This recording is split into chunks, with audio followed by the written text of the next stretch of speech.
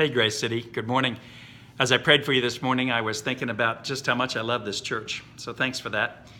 Last week in our series, Prepare the Way, Ambassadors, we were in 2 Corinthians 4, and we used the title right from the text, We Will Not Lose Heart.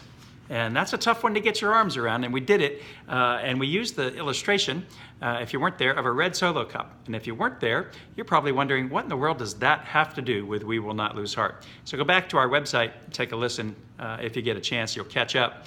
This week, we get into chapter 5 of 2 Corinthians, where Paul writes an equally pithy and probably difficult line when he says this, we are always confident. And that'll be our title this week.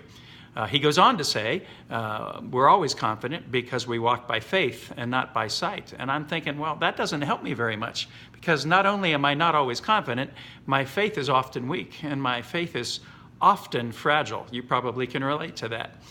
So we're going to get into that text, and it reminds me of one great story of an interaction Jesus had with a particular individual, and it says this, and it's the only time in the entire four gospel history that we see this, and it says that the faith of a particular individual amazed Jesus, that Jesus marveled at this person's faith. And listen, this person whose faith made Jesus marvel, he was not a disciple, he did no miracles, he planted no churches, he had no degree. As a matter of fact, his spiritual resume was quite thin. He was a Roman centurion, an outsider to the Jewish community. Now, if you ever feel like an outsider, this message this week is going to relate for you.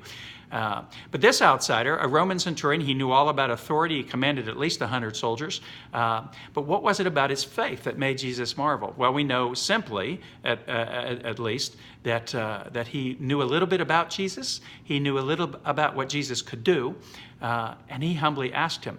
Beyond that, it gets quite layered, but it does provide a key to unlock what Paul means when he says we are always confident because we walk by faith and not by sight.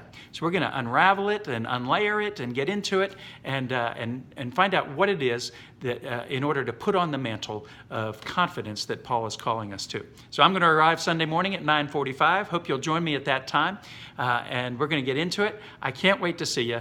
Love this church.